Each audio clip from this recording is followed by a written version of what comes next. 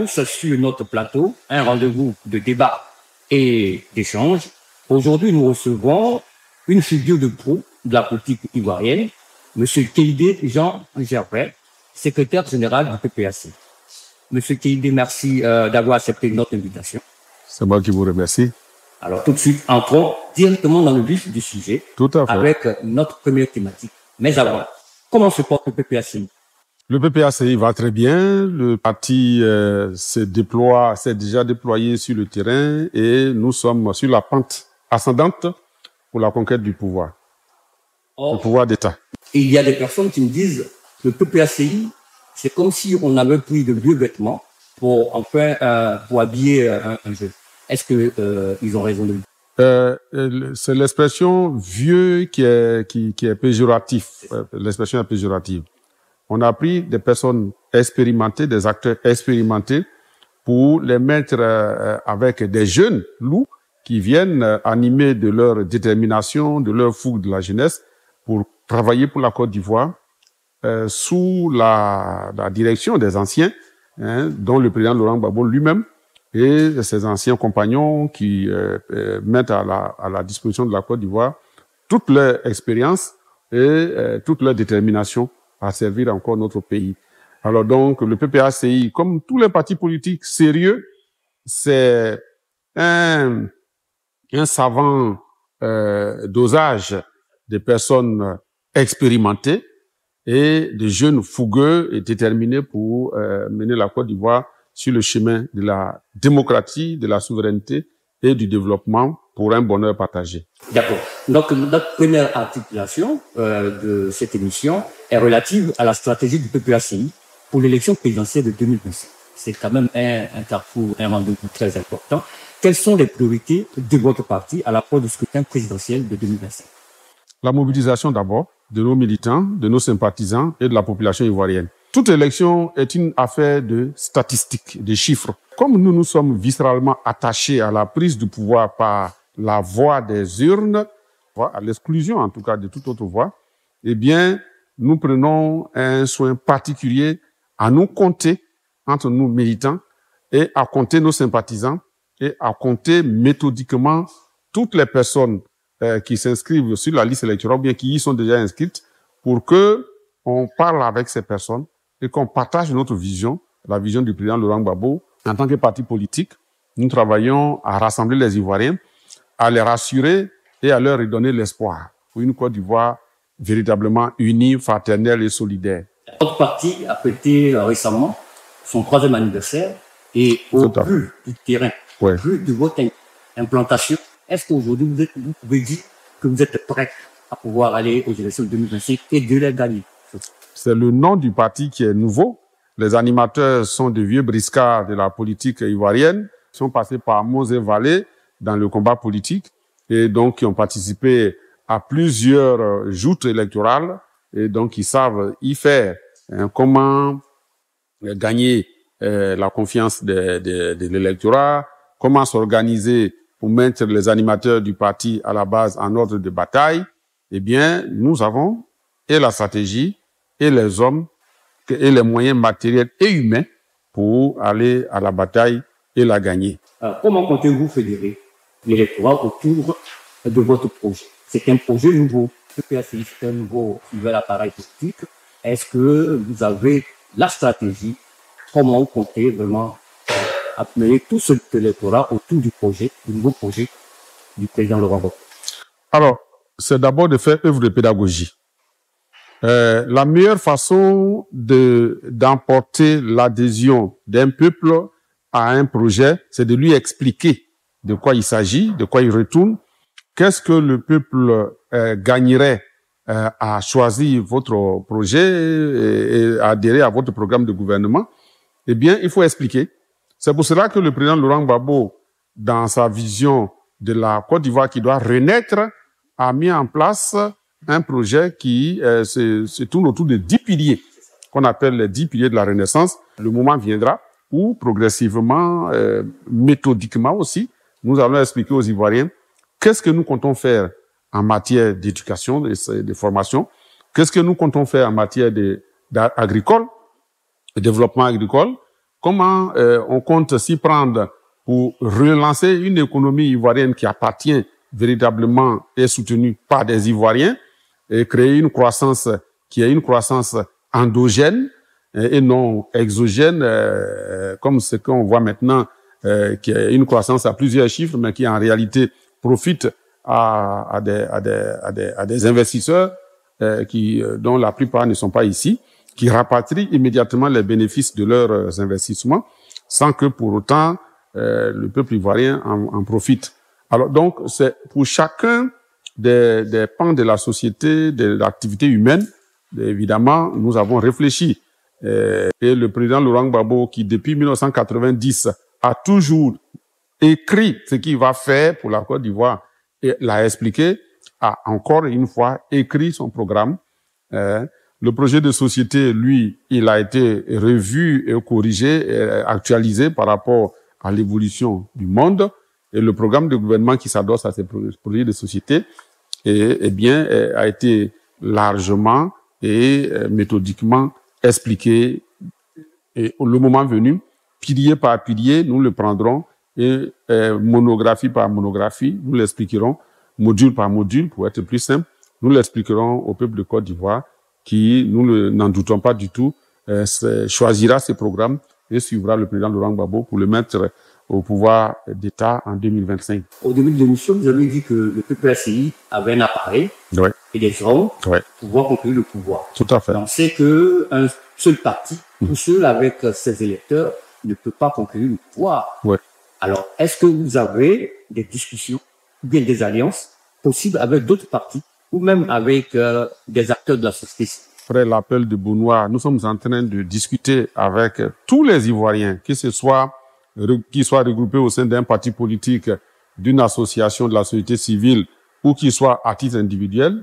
Nous avons lancé l'appel et discrètement mais efficacement, nous discutons avec toutes les forces vives de la nation pour que en 2025, on s'arrange pour mettre un terme à la gouvernance RHDP qui a fait tant de mal à la Côte d'Ivoire. Mais parlons même de l'appel de Benoît. Est-ce que cet appel-là n'a pas ramené que du menu africain?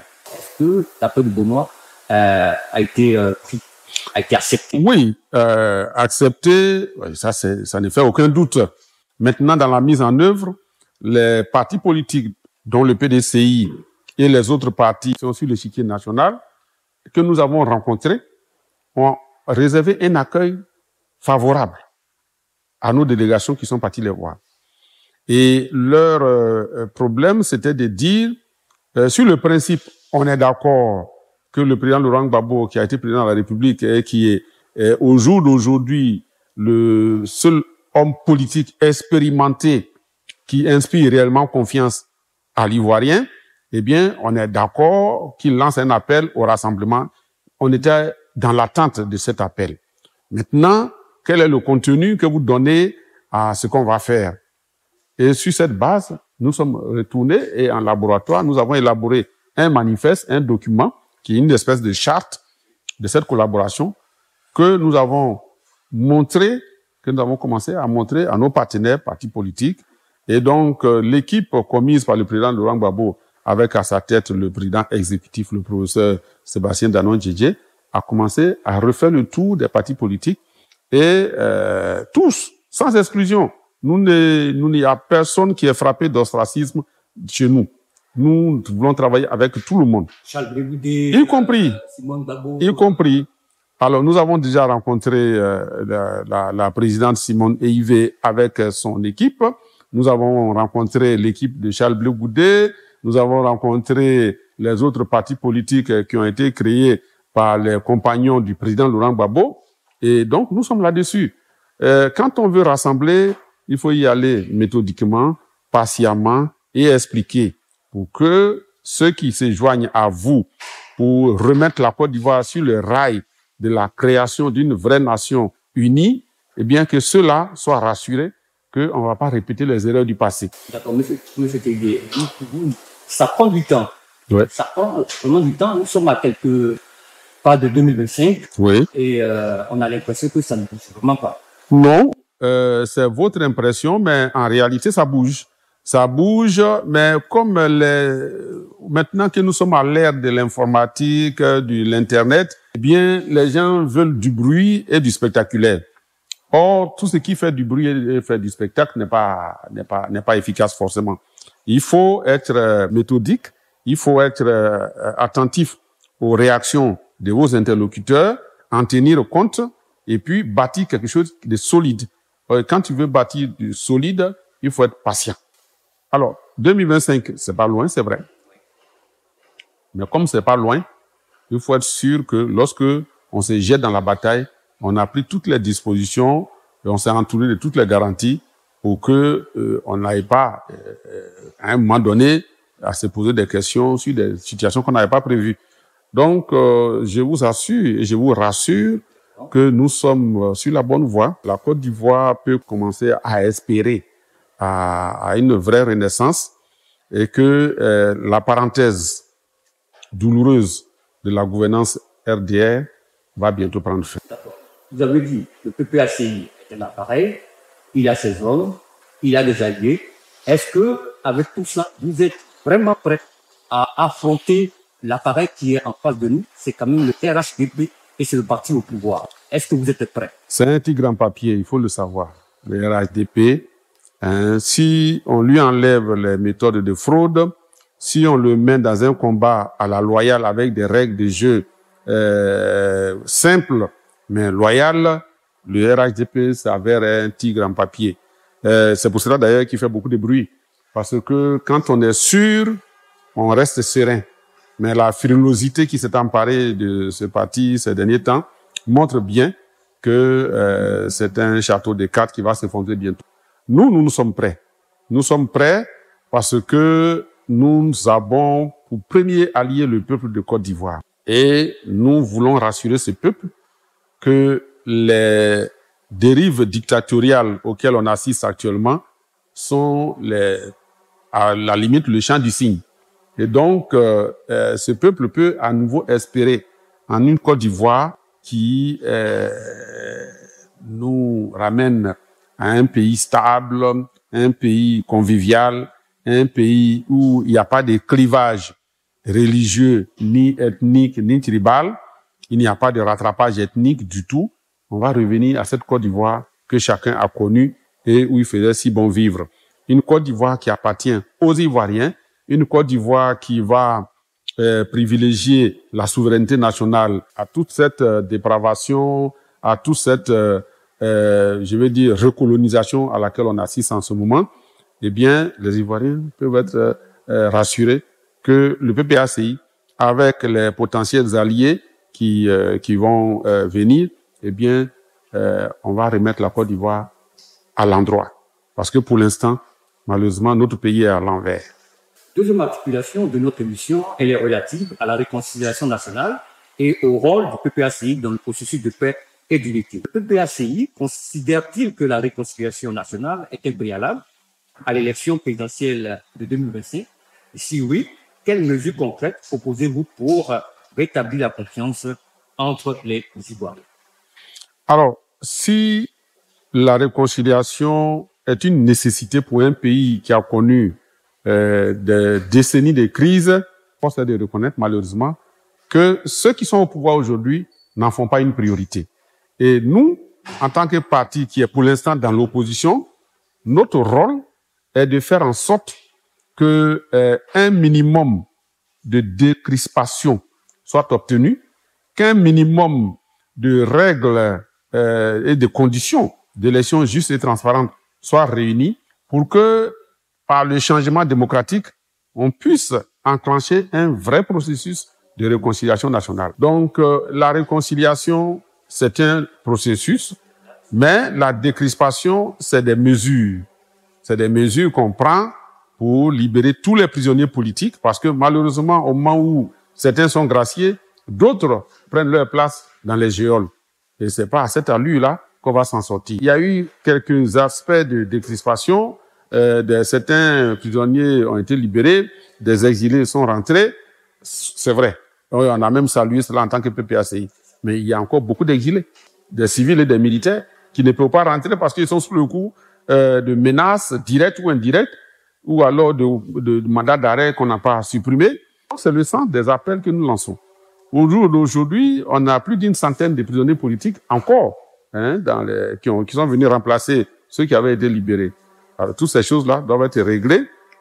Les droits des prisonniers doivent être réglés. Quand vous entendez les tenants du pouvoir dire que le nom du président Laurent Gbagbo ne sera pas mis sur la liste électorale, même demi-nom ne sera pas mis, ce sont des discours qui ne rassurent pas quand on lui met surtout sur le dos un crime aussi abominable que le braquage d'une banque de la BCEAO. Or, nous sommes tous témoins en Côte d'Ivoire que les agences de BCEAO qui ont été braquées pratiquement sous les caméras sont situées à Korogo, à Bouaké et à Man. Et c'était au moment de la toute-puissance de la rébellion baptisée par le président Henri Konan Bédié, Force Nouvelle. Et donc, nous savons qui a fait un vrai braquage en Côte d'Ivoire, qui a cassé une banque, qui a pris de l'argent physique, alors que le président Laurent Gbagbo, qui s'est juste contenté de faire son travail de président de la République élu et proclamé comme tel par le Conseil constitutionnel, a pris des mesures pour que les fonctionnaires de l'État de Côte d'Ivoire et les autres travailleurs soient payés. Et c'est ce qui a été assimilé à un braquage. Alors, quand on a ce genre de situation, il faut des mesures fermes et courageuses pour décrisper.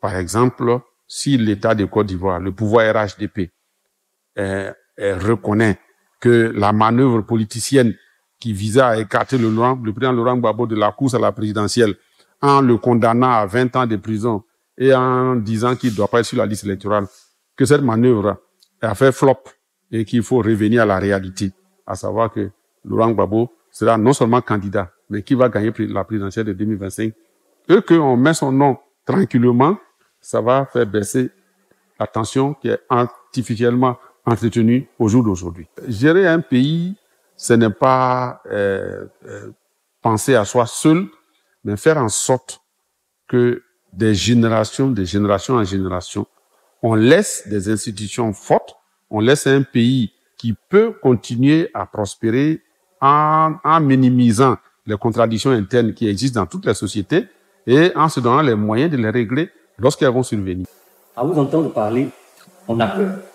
On se demande, est-ce que les élections qui vont venir là seront des élections apaisées? Ou est-ce qu'il y a des obstacles qui risquent de les rendre contestés? Le PPACI travaille comme il peut en étant dans l'opposition pour que les élections de 2025, notamment l'élection présidentielle, soient une élection apaisée. Et les conditions pour qu'elle soit une élection apaisée, qui n'est pas suivie de lendemains tumultueux, eh bien, les conditions là, nous les avons énumérées. Elles sont simples. Le président Laurent Gbagbo doit être éligible parce que rien ne justifie que, après avoir été président de la République, après avoir été acquitté par la Cour pénale internationale, dans son propre pays, on l'exclut du jeu électoral parce qu'on a peur de lui. Ce n'est pas juste, ce n'est pas. Lorsque Alassane Ouattara avait été banni par la Cour suprême et qu'il était ensuite poursuivi par un mandat d'arrêt international initié par le PDCI avec le président Henri Konan Bédié qui était président, eh bien, le président Laurent Gbagbo qui en 2005 a dit, comme la candidature de Ouattara cristallise les passions, eh bien, je prends la décision de faire de lui candidat à titre exceptionnel, lui et Henri Konan Bédié. Alors, vous souhaitez qu'il vous ramène l'ascenseur? Ben, qu'il fasse ce qui est bon pour la Côte d'Ivoire. Mais, pour que les élections de 2025 soient apaisées, il faut que le nom du président Gbagbo soit sur la liste électorale.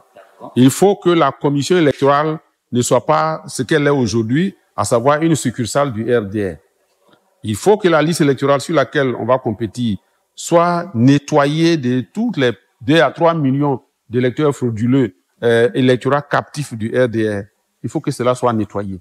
Il faut que les conditions soient réunies pour que l'accès aux médias d'État soit équitable pour tout le monde et que le découpage qui va suivre après soit un découpage qui respecte les normes internationales. Que ces conditions sont réunies, eh bien, les Ivoiriens peuvent être rassurés que l'élection qui arrive là sera une élection juste, transparente et inclusive. Le PPACI a-t-il un programme spécifique pour relancer l'économie en Côte d'Ivoire? Sans rentrer dans les détails, comme vous dites, lorsque le président Laurent Gbagbo est arrivé au pouvoir en 2000, nous avons déjà démontré que nous pouvons sortir la Côte d'Ivoire d'une situation difficile au plan économique.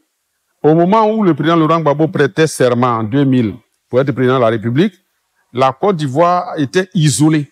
Toutes les institutions internationales qu'on appelle communément les institutions de Bretton Woods, c'est-à-dire Banque mondiale, Fonds monétaire international, et toutes les autres institutions qui aident tout pays au plan financier, économique et financier, toutes ces institutions-là avaient coupé les ponts avec la Côte d'Ivoire à cause du scandale des 18 milliards de l'Union européenne. Et quand nous sommes arrivés, nous avons d'abord fait en sorte de rembourser ce qu'on leur devait, et c'est sur cette base, au regard de la gestion saine et rigoureuse qu'on a présentée, que la Côte d'Ivoire a été élue à l'initiative PPTE. Mais pour en arriver là, il a fallu s'appuyer sur une idée géniale qui est unique, c'est le budget sécurisé. Et c'est ce qui nous a permis de vivre de nos propres moyens, entretenir l'État, faire quelques investissements et puis faire fonctionner la République. Pour relancer l'économie ivoirienne, on a, comme je l'ai dit, dans les 10 piliers, un pan entier sur l'économie, mais il faut savoir que nous voulons un développement économique autocentré. Un développement économique dont les résultats profitent à l'ensemble de la population. Il ne faut pas que la Côte d'Ivoire soit riche uniquement, il faut que les Ivoiriens soient riches aussi. Le secrétaire général, une grande partie de la population ivoirienne est constituée de jeunes. Alors, quelle est la place que l'on accorde à cette jeunesse-là dans son projet? Alors, vous l'aurez noté que pour le PPACI, et on l'a démontré à 2 reprises, à la fête de la Renaissance de 2022 et la fête de la Renaissance 2023, que les jeunes et les femmes sont les principales priorités en matière de projets de société et de programmes de gouvernement du PPACI. D'abord, en responsabilisant les jeunes au maximum dans notre parti et en les mettant au travail pour eux-mêmes nous dire qu'est-ce que, en matière d'emploi, en matière de formation et d'emploi, qu'est-ce qu'on doit faire pour la jeunesse. Malheureusement, la Côte d'Ivoire, au cours des 2 dernières décennies, a assisté impuissante à l'abrutissement, et je pèse mon mot, de sa jeunesse.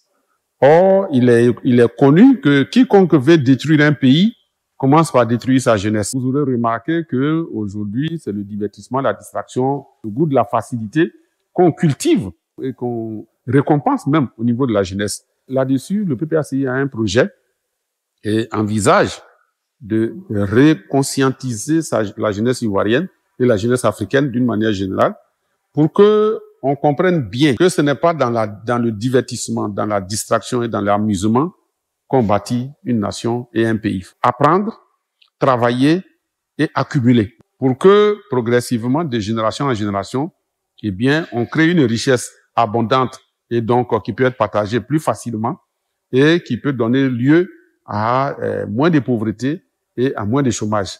Alors donc, le PPACI a mené une réflexion assez pointue et qu'on va essayer de mettre en pratique dès que en 2025, nous aurons pris les rênes du pouvoir d'État. Parlons de la lutte contre la pauvreté, l'inégalité et le chômage. Est-ce que ces mots-là sont pris en compte dans le programme du PPACI pour les prochaines élections? Tout à fait. La lutte contre le chômage, c'est d'abord une question de formation à la base, une question de mentalité. La réduction des inégalités sociales, c'est dans la redistribution de la richesse nationale qu'on le fait. Un pays solidaire, c'est un pays qui s'organise pour qu'il y ait des pôles de production. C'est comme ça qu'on réduit les inégalités sociales. Ce n'est pas en faisant du rattrapage ethnique. Ce n'est pas en faisant du favoritisme tribal. Ce n'est pas en faisant du favoritisme partisan par rapport à son parti politique. Il faut réduire les inégalités en ayant à l'esprit que lorsque la richesse qui a été créée au plan national est redistribuée de façon à réduire ces disparités-là, eh bien, on crée moins de problèmes, moins de délinquants, moins de dangers pour la société. Et donc, pour le PPACI, parti de gauche, la réduction des inégalités sociales est une priorité. Lorsque vous réduisez les disparités, les inégalités sociales, vous luttez contre la pauvreté. Et lutter contre la pauvreté, c'est faire en sorte que chaque Ivoirien crée un peu de richesse. Ceux qui sont employés par l'État, donc ils sont des agents publics, il n'y a pas de problème. Ceux que les grandes compagnies peuvent employer, il n'y a pas de problème non plus, mais ça n'absorbe pas les hommes et les femmes en âge de travailler. Il faut donc faire en sorte que un fonds d'incitation à la création et à l'auto-emploi soit créé pour la jeunesse, pour les femmes, pour les personnes vulnérables, et l'État va arbitrer tout cela. C'est vrai que nous sommes dans un régime où les libéraux ont carrément écarté l'État pour le profit, mais nous, sans pour autant revenir au tout État, nous allons revenir quand même à ce qu'on a appelé moins d'État, mais mieux d'État. Merci à M. Kildé Jean Gervais. Nous arrivons au terme de cette émission. Merci pour cet échange riche et constructif. À vous qui nous suivez, nous espérons que ce débat vous a permis d'avoir une idée plus claire sur les enjeux politiques et les défis auxquels notre pays est confronté à l'orée de l'élection présidentielle de 2026. Nous vous donnons rendez-vous pour un prochain débat sur notre chaîne. D'ici là, portez-vous bien.